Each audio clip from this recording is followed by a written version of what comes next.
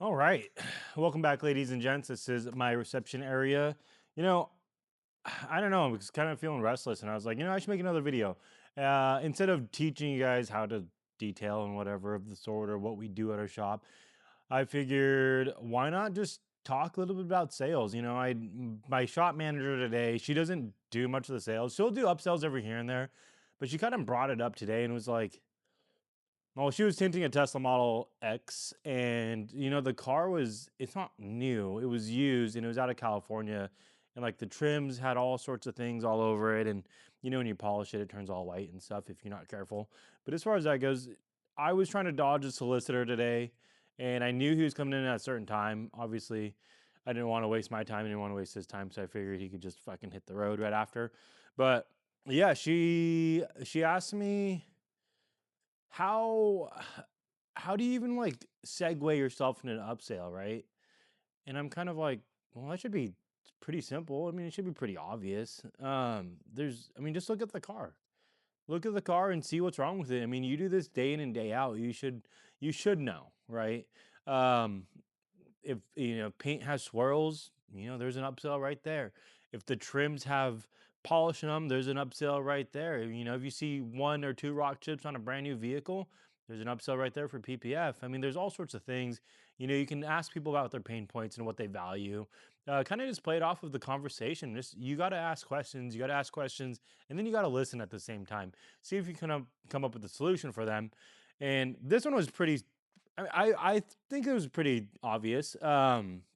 This upsell this, and it was really just came down to like, she's like, well, how would you upsell this guy with the Tesla Model X? And I'm like, well, it's kind of like the same thing of you just take a visualization of the vehicle, it's right in front of you, you see what's wrong with it, and you talk about it. And she's like, well, what if the guy doesn't notice there's something wrong with it? Well, it's kind of like, and don't get me wrong, this is gonna sound so outlandish, but my biggest thing is the thing that I hate, I like this massive pet peeve for me is when people don't wear deodorant in the gym. And you can smell it, dude. You can smell the BO and it's freaking nasty. I'm not a total clean freak, but I am one of those people like personal hygiene is very important, especially when it comes to stuff like that in a shared area.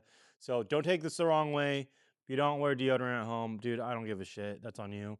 But as far as that goes, it's kind of one of those things where like you go, well, they don't really notice it. You know what I mean? Like I told her, I was like, they don't notice that they smell.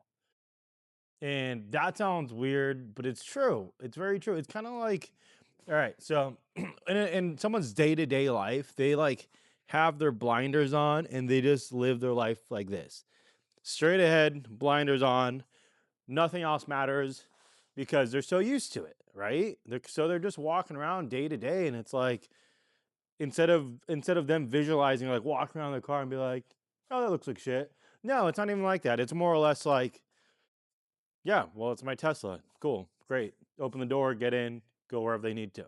So that's kind of where I'm getting at is sometimes you just need to pick at certain pain points, especially when you're in sales, especially when you're doing this as a business. You need to point things out. So I mean, like, I'm gonna flip this one around real fast, right? So you can maybe see my Chevelle up on the four posts. And the paint's not perfect by any means, right? There is, I can put this down a little bit. There is orange peel, there is scratches, swirls all over. If someone brought this into my shop, I say, hey, this beautiful car deserves a beautiful finish. And by beautiful finish, I mean it deserves, a scratch-free finish. It deserves to be show-worthy. But you got to ask the person too, what is this vehicle to you and how do you maintain this vehicle? How do you treat it? Oh, in a general sense, or do you plan on taking it shows? Do you plan on showing this thing off all summer long? If not, and they just go, it's a driver, I don't give a shit about it. If I wreck it, I wreck it. I wrap it around a tree. It is whatever.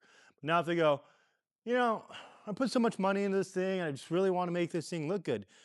Boom, pain point, baby. That right there alone tells me, I mean, they've already put this much work into it. I have at least. I got a bunch of scratches and swirls on it because I don't have time to work on my own stuff. So I would rather pay someone else to do all that stuff for me. But as far as that goes, that's kind of like the gist of it, like how do you segue yourself into this whole sales pitch? And like, how do you come up to upsell, but without really upselling in a sense of, hey, like your car is legitimately damaged here, here, and here, or it could legitimately use this service, right? So it's not like you're going out of your way to like look for things, but in a sense of what can you do to enhance the experience while they're at your shop? What can you do to bring in a little bit more money for your shop? Where can you upsell? Know the timing of the upsell as well, and kind of just pick at certain things. And where can you provide value, to be honest? Because that's how you get paid is by providing value and solving a problem.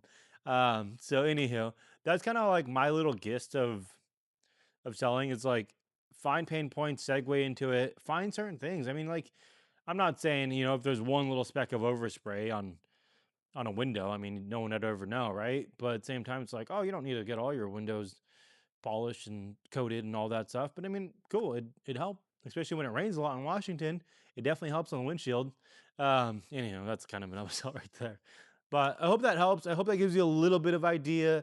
Like I said, find little things, find ways to segue into it. Most people just don't know they need it. We get asked all the time, what is detailing? Or I didn't know auto detailing was a thing.